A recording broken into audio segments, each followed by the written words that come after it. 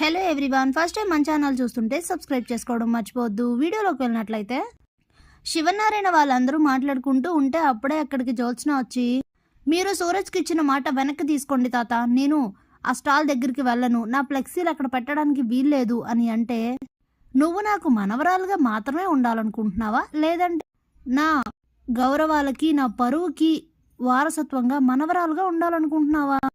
నువ్వు రేపు అక్కడికి వెళ్తావని సూరజ్ అడిగింది చేస్తానని నేను ఆల్రెడీ మాట ఇచ్చేసాను కదా అని అంటే, ఆ మాటని వెనక్కి తీసుకోమంటున్నాను అని చెప్తుంది జ్యోత్స్న. మాట ఇచ్చింది మీ తాత, ఏమనుకుంటున్నావు అని అడుగుతుంది సుమిత్ర. నేనైతే వెళ్ళను, ఆ తర్వాత మీ ఇష్టం అంటుంది జ్యోత్స్న. ఈ ఒక్క ఉదాహరణ చాలు నువ్వు సీఈఓగా పనికిరావు అనడానికి. మేనేజర్ మీద అరిచినట్టు రెస్టారెంట్ బాయ్స్ మీద, అలాగే వచ్చిన కస్టమర్ల మీద కూడా అరిస్తే వాళ్ళు రెండోసారి రారు. ఇది కూడా అలాంటిదే.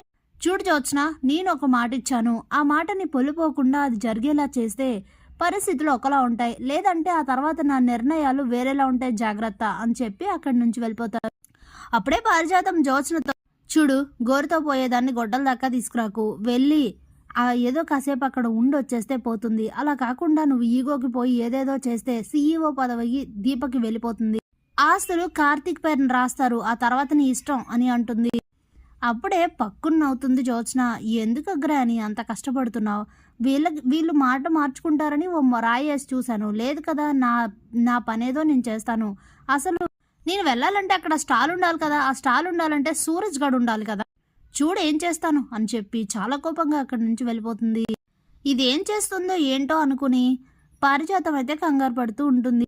ఇంతలో ఉదయం అవుతుంది. ఉదయాన్నే శివనారాయణ ఇంటికి దక్షిణామూర్తి అయితే వస్తారు. చాలా కోపంగా శివనారాయణ బయటికి రా అని గట్టిగా అరుస్తారు. ఇక తనతో పాటు ఇంట్లో అందరూ బయటకు వస్తారు. దక్షిణామూర్తి రావడం చూసి మళ్ళీ ఏదో గొడవ జరుగుతుందని అయితే అనుకుంటారు.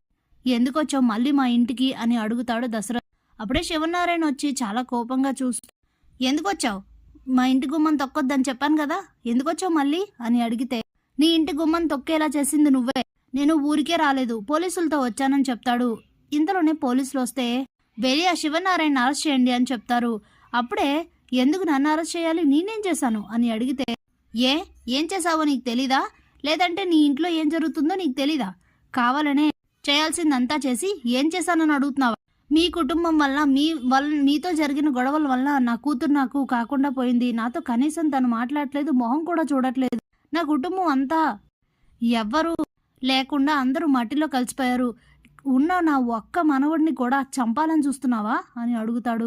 మనవడా, నేను చంపాలని చూడటం ఏంటి అని అలా ఆలోచిస్తూ ఉంటారు శివనారాయణ. ఏం మాట్లాడుతున్నావు నువ్వు అని అడుగుతారు దశరథ్.